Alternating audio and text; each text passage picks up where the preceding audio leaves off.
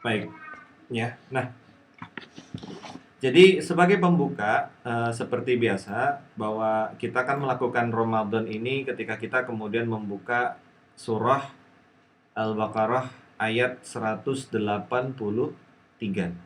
Ketika Allah kemudian mengatakan, ya, di ayat 183 ini main berat ya. Ya ayyuhalladzina amanu kutiba alaikumusyamu kama kutiba alal ladzina min qablikum la'allakum tattaqun.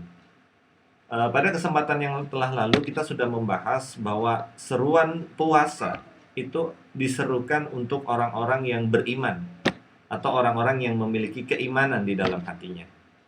Nah, kali ini kita akan spesifik membahas di tattakunnya, atau ketika Allah kemudian mengatakan di akhir ayat ini, Allah mengatakan kutiba alaikumusyamu kama kutiba alal ladzina min qablikum la'allakum tattaqun, agar kamu menjadi orang-orang yang bertakwa. Maka yang akan kemudian kita bahas kali ini adalah kata tattakunnya. Apa sih kemudian makna tatakun, atau apa sih dalam hal ini makna takwa? Bagaimana kemudian meningkatkan takwa? Nah, maka kita semua nanti insya Allah akan mencoba merujuk ke Al-Quran. Jadi bagaimana kemudian Al-Quran mendefinisikan tentang ketakwaan ini, ya.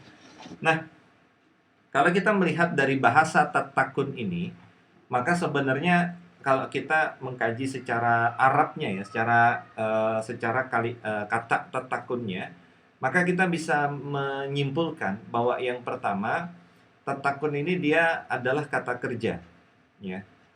Jadi posisinya adalah memang takwa ini adalah satu hal yang kemudian dicapai dari sebuah aktivitas.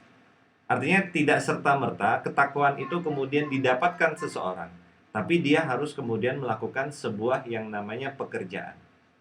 Nah, dari bahasa Arab juga nanti kita akan paham bahwa la'allakum tattaqun, agar kamu menjadi orang-orang yang bertakwa. Nah, maka yang kedua adalah kata tatakun di sini dia adalah sebuah aktivitas yang kemudian bermakna aktivitas dan juga bermakna dalam waktu yang panjang atau terus berlangsung. Bukan panjang ya, tapi continuous gitu. Artinya terus berlangsung.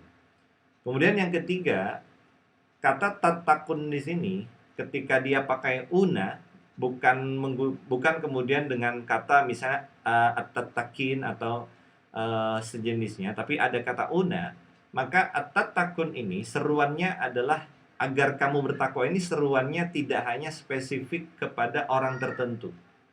Kalau tattakin kan dia didefinisikan bahwa agar kamu bertakwa, kamu itu maksudnya satu orang. Tapi ketika di belakangnya nih ada pakai una, menjadi tattakuna, maka kemudian dia didefinisikan bahwa kata takwa di sini itu seruan bagi banyak orang atau jamak dia, bagi siapapun, ya. Nah, jadi ini dulu yang harus kita pahami, bahwa dalam ayat ini bahwa Allah mengatakan, hai orang yang beriman, diwajibkan atas kamu berpuasa sebagaimana diwajibkan atas orang-orang sebelum kamu, ya, agar kamu kemudian menjadi orang yang bertakwa. Nah, artinya apa? Artinya ada korelasi antara kemudian keimanan orang yang beriman dia berpuasa yang nanti akan menghasilkan ketakwaan kepada Allah Subhanahu wa taala. Pertanyaannya adalah takwa yang dimaksud seperti apa? Nah, sebagai awalan saya ingin menggambarkan tadi bahwa at-tattakuna dalam kata Al-Baqarah 183 ini, dalam ayat ini, itu bermakna bahwa dia adalah sebuah aktivitas yang dikerjakan, bukan aktivitas yang ibaratnya itu dia tidak tidak dapat langsung kemudian nggak begitu ya. Jadi dia adalah aktivitas yang kemudian aktivitas pekerjaan harus dilakukan. Kemudian yang kedua adalah bahwa secara waktu dia pekerjaan itu dilakukan terus-menerus. Kemudian yang ketiga itu adalah bahwa dia ini seruannya bagi banyak orang. Nah, kalau kemudian kita lanjutkan, kalau kita kemudian melihat kata at-takuna tadi atau kata takwa di dalam Al-Qur'an, maka kita akan melihat bahwa sebenarnya kata takwa itu banyak sekali disebutkan di dalam Al-Qur'an.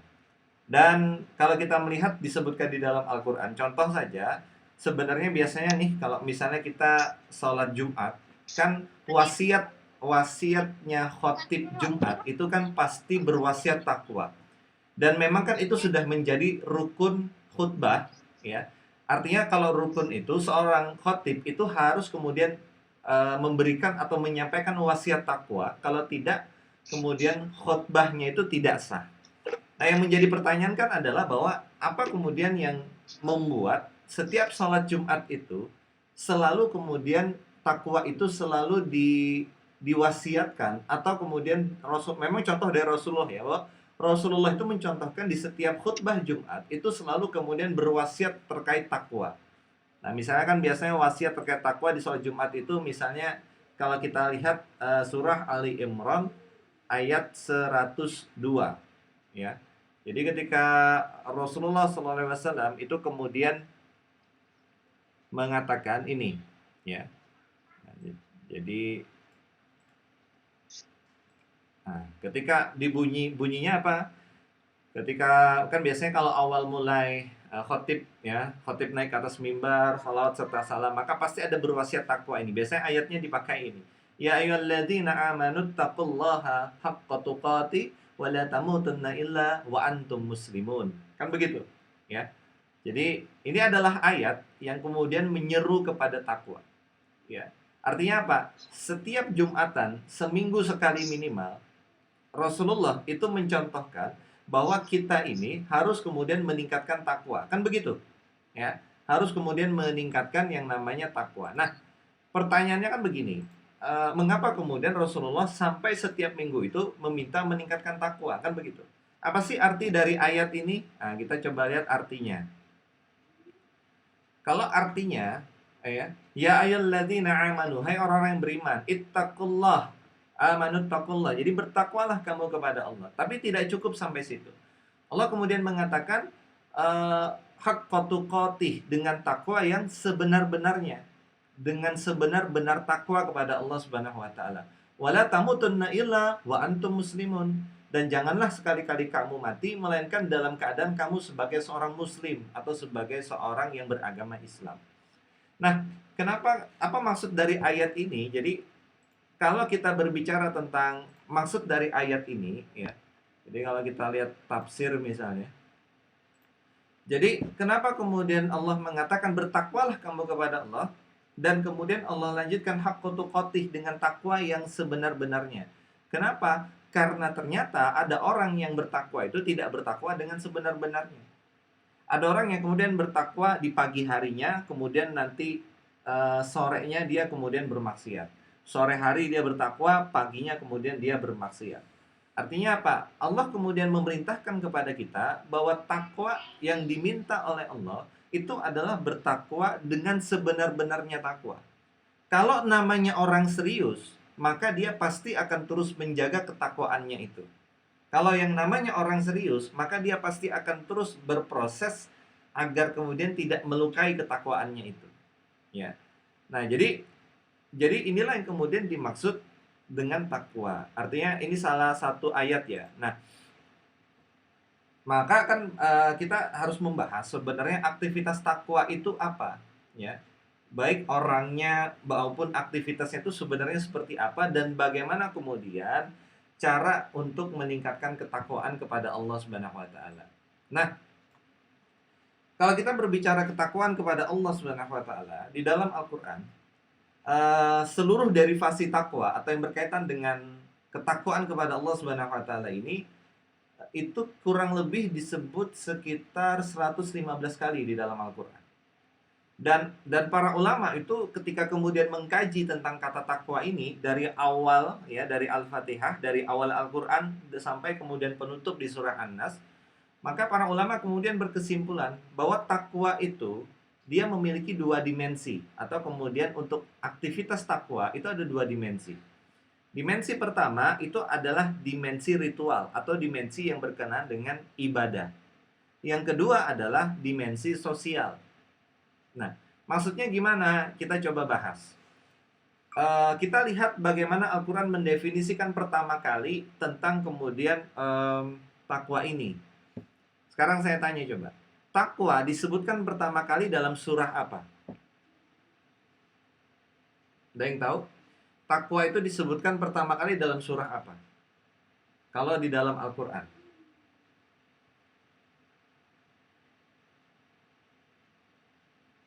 Takwa itu disebutkan pertama kali di dalam surah Al-Baqarah ayat 2, ya.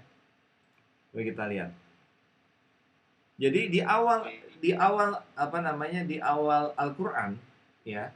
Allah itu sebenarnya sudah menyebutkan tentang kata takwa ini. Nah, ketika Allah kemudian mengatakan di ayat ini, ya. Nah, di ayat surah Al-Baqarah ayat kedua setelah alif lam mim. Ketika Allah kemudian mengatakan dzalikal kitabul la raiba fi hudal lil muttaqin. Coba lihat. Ini kan kata pertama, kata takwa kan? Lil muttaqin ini. Lil muttaqin ini kata pertama di dalam Al-Qur'an yang disebutkan di dalam Al-Qur'an. Di dalam surah Al-Baqarah ayat 2. Ketika Allah kemudian mengatakan, apa artinya? Ketika Allah kemudian mengatakan bahwa kitab Al-Qur'an ini tidak ada keraguan, ya. Jadi bahwa kitab Al-Qur'an ini tidak ada keraguan padanya, petunjuk bagi mereka yang kemudian bertakwa. Jadi Allah di ayat ini mengatakan bahwa yang namanya kemudian mereka yang bertakwa, maka mereka akan mendapat petunjuk dari Al-Qur'an ini. Ya. Bahkan kitab Al-Qur'an ini adalah kitab yang kemudian tidak ada keraguan padanya. Ini memang bahasa yang luar biasa di dalam Al-Qur'an itu. Coba antum perhatikan ya. Kalau bikinan manusia, antum bikin misalnya skripsi misalnya. Sekarang saya tanya, antum bikin skripsi atau antum bikin buku, di kata sambutan pertama kali itu kira-kira antum membahasakannya gimana? Apakah antum akan mengatakan bahwa buku ini buku yang paling baik? Kan enggak kan? Antum pasti akan mengatakan kan, termasuk coba antum deskripsi coba. Deskripsi antum bilangnya gimana? Ini mungkin masih banyak kurangnya, masih banyak kemudian yang harus ditambahi, masih banyak kemudian yang bisa dikembangkan, kan begitu? Tapi berbeda dengan Al-Qur'an. Di awal kalau kita buka Al-Qur'an setelah surah pembuka Al-Fatihah, maka kemudian Al-Qur'an itu mengatakan bahwa kitab ini, Al-Qur'an ini, ya, Al-Qur'an ini, dzalikal kitabul la raiba fi, tidak ada keraguan padanya. Jadi seolah-olah itu mengatakan Anda mau gimana pun, Anda mau seperti apapun, Al-Qur'an ini tidak ada keraguan padanya. Itu kan luar biasa. Kalau dalam kitab bahasa Arab, kalau kita belajar dari sisi Arabnya ya, dari sisi skema bahasanya, bahwa ternyata ini nggak ada, Al-Qur'an itu mendefinisikan langsung di awal bahwa ini tidak ada keraguan dan petunjuk, ya, huda, petunjuk lil muttaqin, bagi orang-orang yang bertakwa. Nah, artinya apa?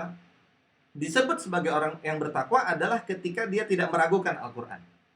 Ketika dia mengiyakan apa yang diiyakan oleh Al-Qur'an, menolak apa yang ditolak oleh Al-Qur'an, menghalalkan apa yang dihalalkan oleh Al-Qur'an, mengharamkan apa yang diharamkan oleh Al-Qur'an. Ya. Artinya apa? Artinya orang yang bertakwa itu sebanding atau kemudian selalu berpasangan dengan tidak ada keraguan kepada Al-Qur'an. Nah, di sini yang kemudian harus kita pahami. Nah, pertanyaannya kan sekarang begini. Terus bagaimana kemudian, apa saja aktivitasnya untuk bisa menjadi orang yang bertakwa? Atau untuk bisa meningkatkan ketakwaan kita? Nah, kalau sudah begini, kita baca ayat di bawahnya. Kita baca ayat di bawahnya.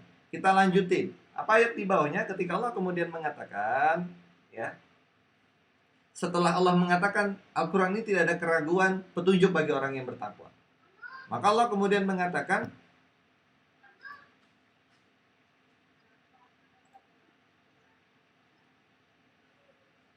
ya, ini kok jadi burem. Nah, maka kemudian Allah mengatakan di ayat ini, ketika Allah kemudian mengatakan alladzina yu'minuna bil ghaibi wa yuqimunas salata wa mimma razaqnahum yunfikun. Ya, yaitu mereka yang beriman kepada yang gaib, yang mendirikan salat, menafkahkan sebagian rezeki yang kami anugerahkan kepada mereka. Nah, jadi ayat ini sebenarnya menjelaskan lanjutan dari hudalil muttaqin. Jadi sebenarnya orang yang bertakwa itu apa? Kan yaitu, ya. Yaitu orang bertakwa itu siapa? Yaitu mereka yang beriman kepada yang gaib. Maksudnya kepada yang gaib itu seperti apa? Misalnya begini. Jadi kalau saya kasih tahu antum, ini adalah mos, antum percaya enggak? Jelas percaya. Kenapa? Karena antum lihat ada barangnya, kan begitu? Ya. Tapi kalau kita kemudian berbicara tentang, misalnya gini, saya bilang bahwa di Malang sekarang sedang hujan, ya. Sedangkan antum tidak berada di Malang, antum tidak tahu faktanya, ya. Maka mengimaninya atau meyakininya, inilah kemudian yang disebut dengan keimanan kepada yang gaib, sesuatu yang kita tidak tahu atau kita tidak lihat secara kasat mata. Termasuk masalah surga dan neraka. Kalau Allah kemudian mengatakan siang dan malam, adanya siang dan malam, adanya lail, adanya asyam, adanya matahari, adanya bulan. Kita yakin, kita percaya. Kenapa? Karena kita lihat sendiri. Tapi kalau berkaitan dengan kemudian misalnya ya, surga dan neraka. Ada yang pernah lihat surga dan neraka? Belum kan? Kan kalau mau lihat kan ya harus masuk dulu kan begitu. Ya. Artinya begini, kita tidak melihat itu. Nah, inilah kemudian kata Allah, ciri orang bertakwa itu adalah mereka beriman. Artinya apa? Landasannya itu dia iman dulu. Ini dulu nih yang dipegang, bahwa dia itu adalah seorang yang beriman, percaya kepada yang gaib. Dan memang kalau kita pikirkan Islam itu banyak hal-hal yang gaib. Al-Quran itu adalah kitab yang sebenarnya menceritakan banyak hal yang tidak terjadi di zaman kita kan. Iya enggak? Al-Quran bercerita tentang kaum Nabi Lut. Terjadi di zaman kita? Enggak. Al-Quran bercerita tentang Nabi Musa dengan Fir'aun. Bercerita tentang Fir'aun yang tenggelam di Lautan Merah. Terjadi di zaman kita? Enggak juga. Al-Quran bercerita tentang surga dan neraka. Terjadi di zaman kita? Enggak. Makanya tadi dibilang bahwa keimanan seseorang itu dilihat ketika dia kemudian beriman kepada yang gaib. Makanya di ayat ini, ya, di ayat ini Allah hanya menyebutkan alladzina yu'minuna bil ghaib. Allah hanya menyebutkan bahwa mereka itu beriman kepada yang gaib. Allah tidak menyebutkan beriman kepada sesuatu yang nampak atau yang zahir. Kenapa? Karena ukuran keimanan itu salah satunya adalah ketika kita tuh beriman kepada yang gaib. Kemudian Allah lanjutkan kan, setelah mereka beriman kepada yang gaib, termasuk iman kepada yang gaib ini adalah beriman kepada Allah Subhanahu wa taala, yang tentu saja gaib, kita tidak pernah lihat Allah fisiknya seperti apa, tapi kita yakin 100%, tidak kurang, tidak lebih, kita yakin seyakin-yakinnya bahwa Allah itu ada. Pencipta itu ada. Nah, maka kemudian mereka itu beriman kepada yang gaib. Dan yang kedua, apalagi kata Allah, bil ghaibi wa yuqimunas shalah. Apa itu? Mereka mendirikan sholat. Ya. Nah, ini dimensi ritualnya di sini. Bahwa takwa itu dia ada pada dimensi ritual yang pertama. Apa itu? Yakni kemudian beriman kepada yang gaib dan kemudian mendirikan sholat. Ini kan ritual. Karena ini sesuatu hubungan kita, kalau kita sebut para ulama di Indonesia mengatakan hablum minallah, hubungan kita kepada Allah Subhanahu wa taala. Ya. Ini dimensi ritual. Ya. Artinya apa? Orang yang bertakwa itu adalah orang yang kemudian mendirikan sholat. Ya. Dan kemudian kan dilanjutkan lagi oleh ayat ini ya, oleh ayat Al-Baqarah ayat 3 ini. Allah mengatakan wa mimma razaqnahum yunfikun. Ketika kita kemudian diminta untuk kepada Allah menafkahkan atau menyedekahkan sebagian rezeki yang dianugerahkan oleh Allah kepada kita. Nah, ini bukan lagi dimensi ritual, tapi dimensi sosial. Makanya takwa itu ada dua dia pengejawantahannya, dimensi ritual dan juga dimensi sosial. Ya. Jadi kalau kemudian dimensi ritual meminta kita beriman kepada yang gaib, sholat, ya. Kemudian yang kedua di dimensi kemudian sosial itu adalah menafkahkan sebagian rezeki yang dianugerahkan kepada kita. Ya. Ini dimensi kemudian ritual dan dimensi sosial. Ya. Nah, berarti kita sudah ketemu nih. Ada tadi dimensi ritualnya, ada dimensi sosialnya. Tapi masih kita lanjutin lagi. Al-Baqarah ayat kemudian 4. Jadi Allah kemudian mengatakan walladzina yu'minuna bima unzila ilaika wa ma unzila min qablika wa bil akhirati yuqinun. Jadi Allah kemudian mengatakan ya, dan mereka yang beriman kepada kitab Al-Qur'an yang telah diturunkan kepadamu dan kitab-kitab yang telah diturunkan sebelummu serta mereka yakin akan adanya kehidupan akhirat. Ini perkara yang ritual lagi, al-ghaib lagi. Apa itu? Al-Quran ingin mengatakan tattaquna, orang yang beriman itu adalah mereka yang beriman kepada kitab Al-Quran. Orang yang bertakwa itu adalah yang bertakwa, beriman, mempercayai Al-Quran.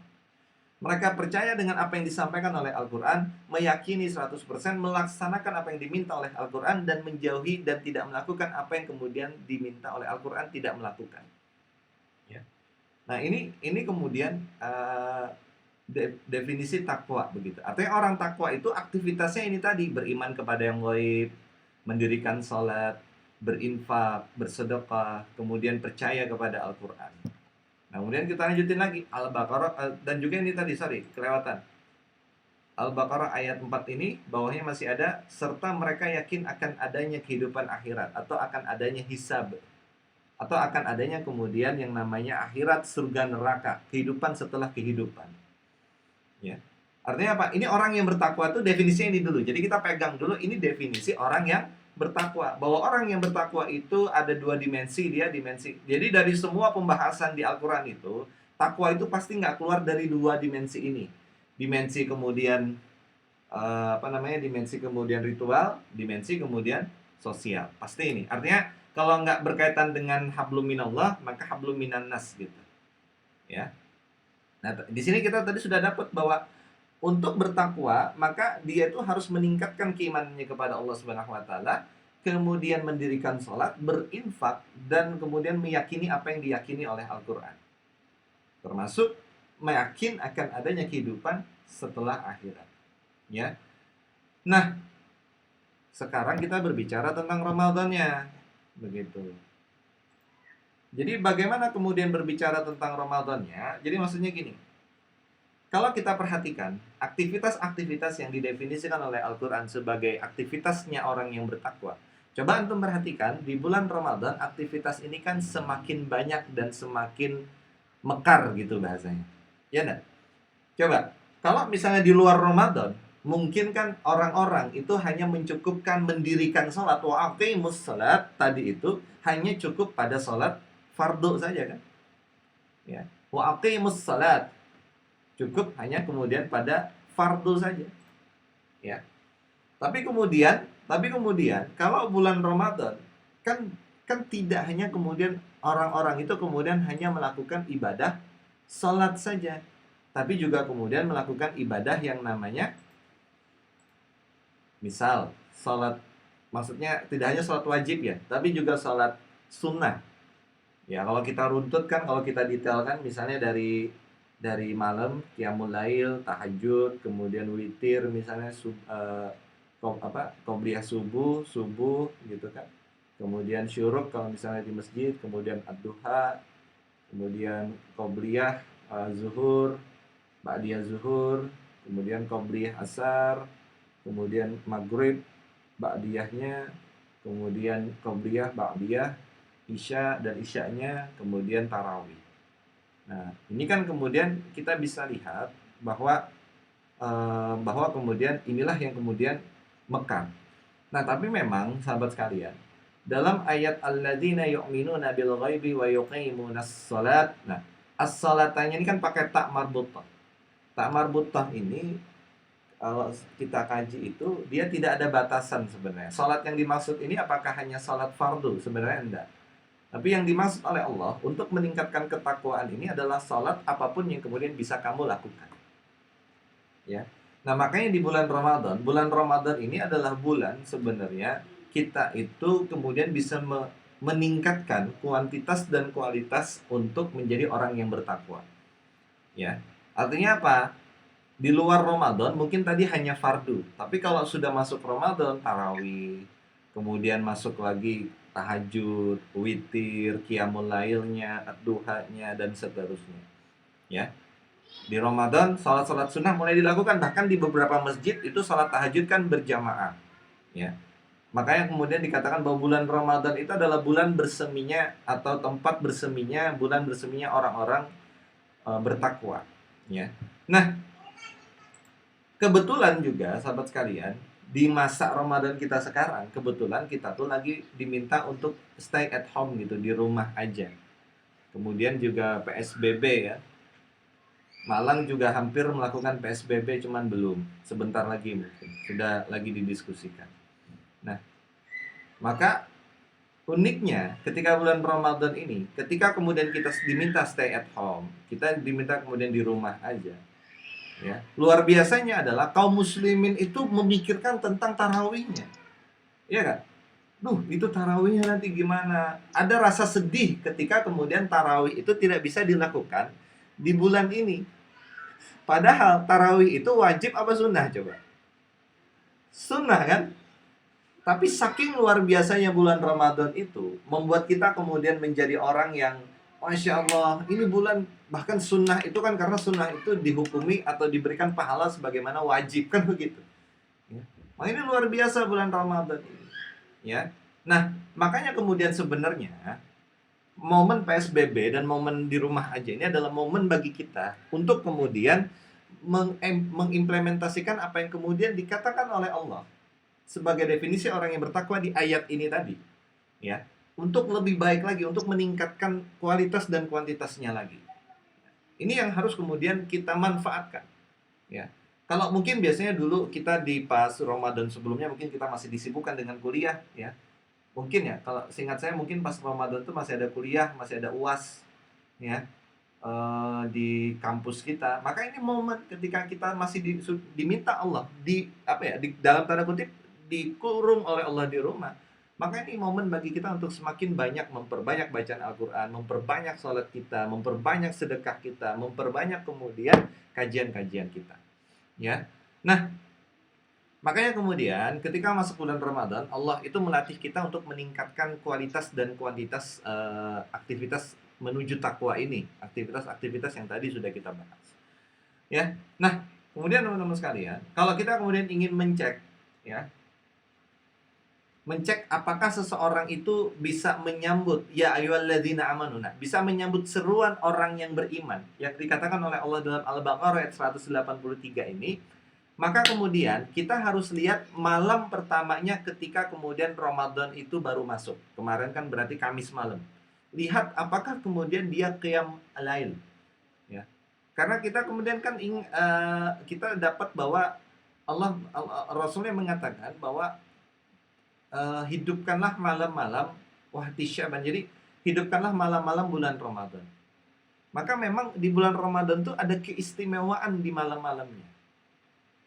Kalau kita ingin melihat seseorang atau kita ingin mengukur Ramadan kita, maka lihatlah ketika pertama kali kemudian di hari pertama Ramadan itu masuk gitu.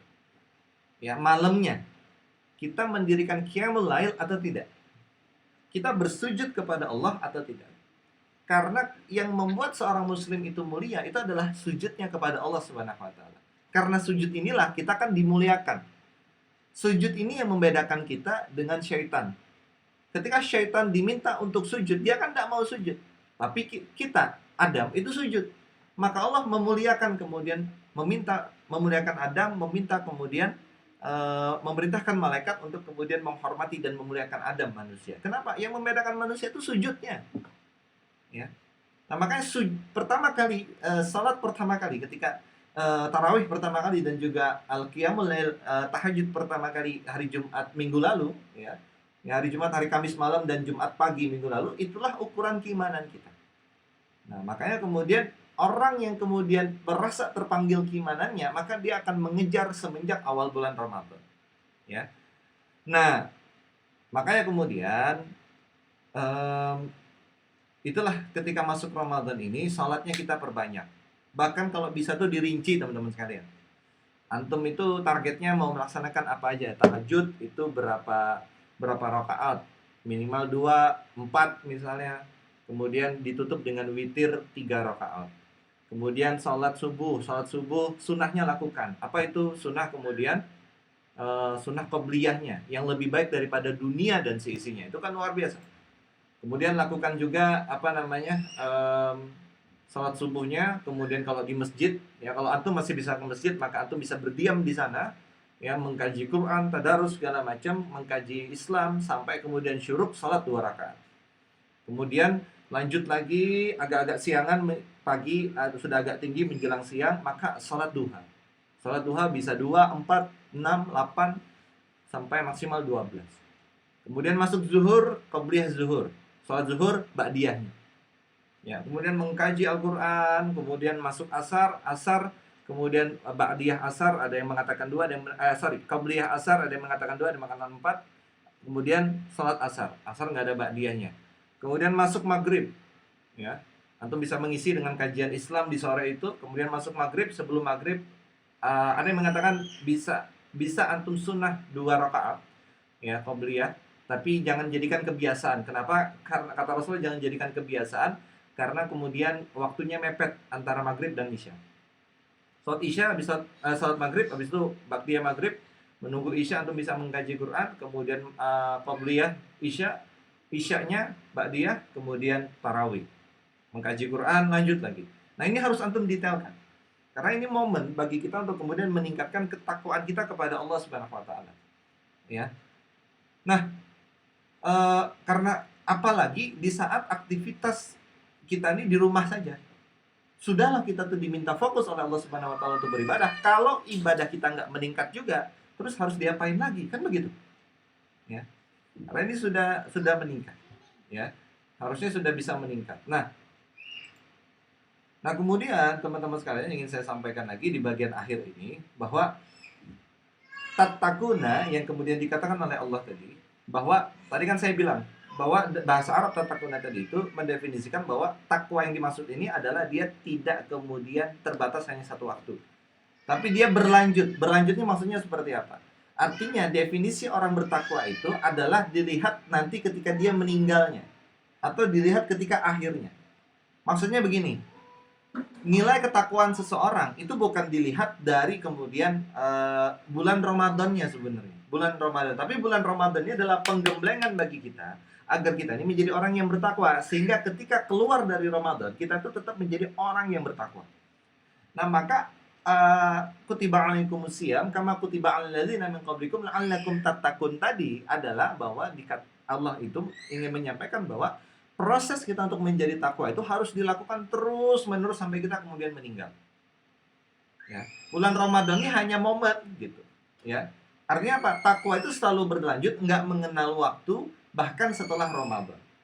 Ya. Nah, masalahnya kan kita itu tahu betul di masyarakat kita ini, kalau awal Ramadan itu kayaknya indikator takwa itu kalau full bar itu full gitu, saf itu penuh, ya. Terus minggu, ya, mau masuk minggu kedua mulai ada kemajuan, ya, safnya maju gitu, berkurang, ya, gitu, mulai ada kemajuan terus, ya. Biasa apalagi sudah minggu keempat, alasannya macam-macam, beli baju lebaran lah, persiapan lebaran lah, mudik pulang kampung dan lain sebagainya.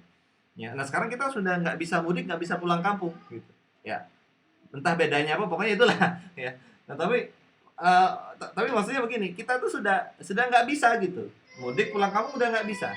Nah, maka ini momen bagi kita untuk menjaga terus, semakin kemudian naik, semakin kemudian Ramadan ini berlanjut, semakin kemudian tinggi ketakwaan kita kepada Allah Subhanahu wa taala, aktivitas kita semakin baik. Dan itu nanti terus kita jaga. Memang yang menjaga ini yang sulit, dan ini juga menjadi evaluasi bagi saya, antum dan kita semua. Ya. Nah, termasuk tadi selain kemudian dimensi ritual, ada juga kemudian dimensi sosial, yakni infak, sedekah. Maka bersedekahlah, berinfaklah walaupun kemudian sedikit. Dan infak sedekah ini belum tidak hanya kemudian didefinisikan dengan uang, ya, tapi juga intinya kan materi. Bahkan dalam hadis Rasul itu dikatakan bahwa bahkan kalau kamu hanya bisa berinfak atau bersedekah dengan satu seruputan air, mungkin kalau kita sekarang tuh satu seruputan sedotan, nah gitu. Bahkan kalau antum hanya bisa berinfak seperti itu, maka berinfaklah, kata Rasulullah. Tapi jangan juga kemudian dijadikan literally, ya saya berinfaknya satu sedotan saja saat gitu. Ya enggak, artinya berinfaklah semampu antum begitu. Ya. Nah, dan ini agar kita kemudian itu tidak rakus dengan dunia. Makanya diminta Allah itu untuk berinfak kepada orang yang memerlukan. Agar apa? Agar kita tuh tidak terikat dengan dunia, agar kita tuh tidak kemudian terlalu cinta dengan dunia, tidak terbebani oleh dunia. Orang yang pusing itu biasanya karena dia tuh terbebani oleh dunia, ya. Nah, karena itu sekali lagi teman-teman sekalian, dalam Ramadan Allah itu memberikan kita kesempatan untuk meningkatkan ketakwaan kita dengan aktivitas-aktivitas tadi itu ada 30 kali, 29 atau 30 kali. Hari pertama, hari kedua, hari ketiga. Bahkan dalam kondisi sekarang Allah meminta kita untuk tetap berada di rumah. Ini kalau manusianya nggak meningkat juga ketakwaannya, teman-teman sekalian. itu berarti yang salah bukan Tuhannya lagi, bukan Allahnya lagi, tapi memang manusianya yang nggak benar. Ya. Mau sudah dikasih 30, misalnya begini, saya kasih ya satu kesempatan, nggak berhasil. Saya kasih lagi ya satu kesempatan, nggak berhasil juga. Saya kasih lagi ya satu kesempatan, nggak berhasil juga. Ya. Nah, makanya kemudian ini yang harus kita perhatikan bahwa em, bahwa ini adalah sesuatu yang kemudian menjadi momen penting bagi kita. Nah, terakhir at-tatakun tadi dikatakan una tadi bahwa dia seruannya jamak, ya. Artinya apa? Allah itu ingin mengatakan bahwa semua orang di dalam Ramadan itu punya kesempatan yang sama, mau yang tukang maksiat, mau yang amal soleh, mau yang orang yang paling salah sekalipun, maupun kemudian orang yang paling alim sekalipun, ya. Artinya apa? Seruannya untuk yang beramal soleh, untuk bertakwa dan beramal soleh, itu seruannya baik kepada orang yang terbiasa melakukan amal soleh maupun orang yang paling salah. Semuanya diberikan kesempatan yang sama, peluang yang sama untuk menjadi orang-orang yang bertakwa kepada Allah Subhanahu wa taala. Tentu selama mereka memiliki keimanan dalam hati. Makanya kan diseru ya ayyuhalladzina amanu. Tapi at-takuna tadi itu tidak hanya terbatas bagi orang-orang yang biasa sholat, yang sudah terbiasa tahajud, enggak. Tapi juga kemudian seruan itu untuk orang-orang yang mungkin salah dan dosanya banyak. Ya. Nah, kita lihat ya dalam dalam misalnya dalam Al-Baqarah ayat 186. Ya. Ketika Allah kemudian ini bercerita tentang doa, ya. Doa bagi orang-orang yang kemudian berapa namanya melakukan amal soleh di bulan Ramadan, ya. Jadi ketika di 186, mana 186, ini di bawah, sorry, ini dia. Dan apabila hamba-hambaku bertanya kepadamu tentang aku, maka jawablah bahwasanya aku ini dekat. Aku mengabulkan permohonan orang yang berdoa apabila ia memohon kepadaku, maka hendaklah mereka itu memenuhi segala perintahku dan hendaklah mereka beriman kepadaku agar selalu berada dalam kebenaran. Kita lihat dulu Al-Baqarah ayat 186.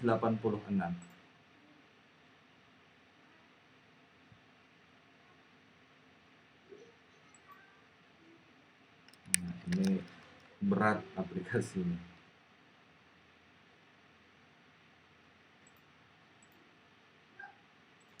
Nah, kata yang kemudian harus kita perhatikan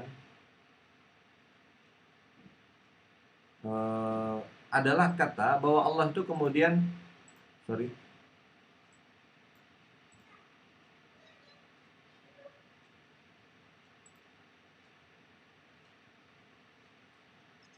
ketika Allah kemudian ini wa idzas sa'alaka ibadi anni fa inni qarib, ya. Ketika Allah kemudian mengatakan dalam ayat ini, ya, dalam ayat ini, dan apabila hamba-hambaku. Jadi Allah itu menyeru kepada hamba-hambanya. Ya. Ya, wa idzas sa'alaka ibadi, hamba-hamba Allah. Nah, hamba-hamba Allah yang didefinisikan di ayat ini, itu hamba itu definisinya tidak hanya untuk orang-orang yang soleh, teman-teman sekalian. Tapi termasuk orang yang paling salah sekalipun itu masih disebut oleh Allah sebagai hamba Allah, selama dia masih memiliki keimanan di dalam hatinya. Jadi ini saking luar biasanya kasih sayang Allah Subhanahu wa taala itu kepada kepada kemudian umat Nabi, kepada hambanya. Wa idzas sa'alaka ibadi anni fa inni qarib ujibu da'watat da'i idza'an, ya. Falyastajibu ila wal yu'minu bil'allahum yarsyudun. Ketika Allah kemudian mengatakan bahwa berdoalah kepadaku. Siapa yang Allah minta untuk berdoa? Hamba-hambanya. Siapa yang kemudian dimaksud oleh hamba-hamba Allah itu? Baik orang yang bermaksiat, selama dia masih beriman kepada Allah Subhanahu wa taala, dan orang yang terbiasa melakukan amal soleh. Ya. Dan apabila hamba-hambaku bertanya kepadamu tentang aku, maka jawablah bahwasanya aku itu dekat, ya. Dan mengabulkan permohonan orang yang berdoa. Siapa yang Allah suruh berdoa? Hamba-hamba Allah. Siapa itu hamba-hamba Allah? Orang yang beriman dan orang yang paling salah sekalipun. Nah, di bulan Ramadan ini adalah bulan yang penuh dengan kemudian rahmat, ya. Sebagaimana kemudian kalau kita pergi ke Az-Zumar, ya, ayat kemudian 53. Ya, di Az-Zumar ayat 53 ini Allah kemudian bercerita Allah kemudian mengatakan, ini ya, Az-Zumar ayat 53. Ketika Allah mengatakan kul ya ibadilladzi, di sini Allah menyebutkan lagi kul ya ibadilladzi. Coba kita lihat translate-nya apa? Hai hamba-hambaku. Allah menyeru lagi kepada hamba-hambanya. Ya. Yang kemudian Allah katakan apa? Yang melampaui batas terhadap diri sendiri. Kul ya ibadilladzi asrafu ala anfusihim, yang melewati batas diri sendiri. La taqnatu La taqnatu mir rahmatillah. Janganlah kamu berputus asa dari rahmat Allah. Makanya Allah itu kan mengatakan bahwa manusia itu, hambanya Allah itu adalah orang yang zalim terhadap dirinya sendiri. Gini loh, kita itu sebagai manusia ketika kita umur 4 bulan di kandungan ibu kita tuh sudah bersaksi bahwa Allah itu adalah Tuhan kita. Bahwa kita itu hambanya Allah dan taat kepada Allah Subhanahu wa taala. Ya. Makanya kemudian kan dalam sebuah hadis itu Rasulullah mengatakan bahwa setiap manusia itu lahir dalam keadaan fitrah. Yang membuat mereka menjadi Majusi, Nasrani, Yahudi itu adalah orang tuanya. Ya. Artinya apa? Allah itu ingin menyeru kepada hamba-hambanya bahwa kul ya ibadilladzina asrafu ala anfusihim, wahai hamba-hambaku, kata Allah. Siapa hamba-hamba itu? Mereka yang baik kemudian beramal soleh maupun yang paling salah sekalipun, selama masih memiliki keimanan. Yang seringkali melampaui diri mereka sendiri. Allah mengatakan la taqnatu, janganlah berputus asa mir rahmatillah, daripada rahmat Allah. Dan teman-teman sekalian, kita perlu ingat, bulan Ramadan ini adalah bulan tempat kemudian Allah itu melimpahkan rahmatnya kepada kita. Maka ini adalah momen bagi kita untuk bertakwa kepada Allah Subhanahu wa taala, untuk berdoa kepada Allah Subhanahu wa taala. Maka berdoalah. Karena Allah mengatakan, hamba-hambaku berdoalah kepadaku, niscaya akan aku kabulkan. Walaupun kita ini yang paling salah sekalipun loh ya. Walaupun kita ini yang paling bermaksiat sekalipun. Tetap aja berdoa selama kita masih punya keimanan. Yang kedua kata Allah Subhanahu wa taala, wal qul ya ibadilladzi, kemudian la taqnatu mir rahmatillah. Janganlah berputus asa dari rahmat Allah, teman-teman sekalian. Masya Allah. Jadi di bulan Ramadan ini, bulan rahmat, bulan penuh maghfirah, bulan penuh ampunan, maka ini harusnya menjadi booster, menjadi motivasi kita untuk kemudian kata Allah dan Rasulnya, barang siapa yang kemudian beribadah, berdoa kepada Allah, memohon ampun kepada Allah, dan dia merasa yakin bahwa dia ini, ya Allah ampuni dosaku dan segala macam, maka Allah kemudian akan mengampuni dosanya dari sebelum dia kemudian berdoa itu sampai dia berdoa, seluruh dosanya. Maka Masya Allah, ini kemudian hal yang luar biasa. Nah, terakhir teman-teman sekalian, bahwa sesungguhnya jadi saya sebut, jadi teringat ya, bahwa sesungguhnya Allah sangat mencintai, lebih mencintai pelaku maksiat yang mau bertaubat ketimbang orang soleh yang tidak pernah merasa salah. Maka jangan pernah merasa bersih. Jadikan momen ini sebagai momen kita tuh harus semangat ya. Ini sudahlah, kita tuh diminta di rumah saja. Ini momen kita untuk memperbanyak ibadah kita, memperbaiki ibadah kita, dan memperoleh ampunan dari Allah Subhanahu wa taala. Kita berharap dari Ramadan yang istimewa di antara Ramadan-Ramadan yang lain ini, kali ini di tengah-tengah wabah, ini menjadikan kemudian kita menjadi orang yang lebih bertakwa, beriman dan bertakwa kepada Allah Subhanahu wa taala. Ketika kemudian sehingga ketika kita berhadapan di hadapan Allah Subhanahu wa taala, kita memiliki amalan sujud yang bisa kita banggakan di hadapan Allah Subhanahu wa taala. Semoga ini kemudian menjadi keberkahan bagi kita semua. Semoga ini kemudian menjadi kebaikan. Terima kasih. Ini yang kemudian bisa saya sampaikan. Saya kembalikan kepada moderator. Assalamualaikum warahmatullahi wabarakatuh.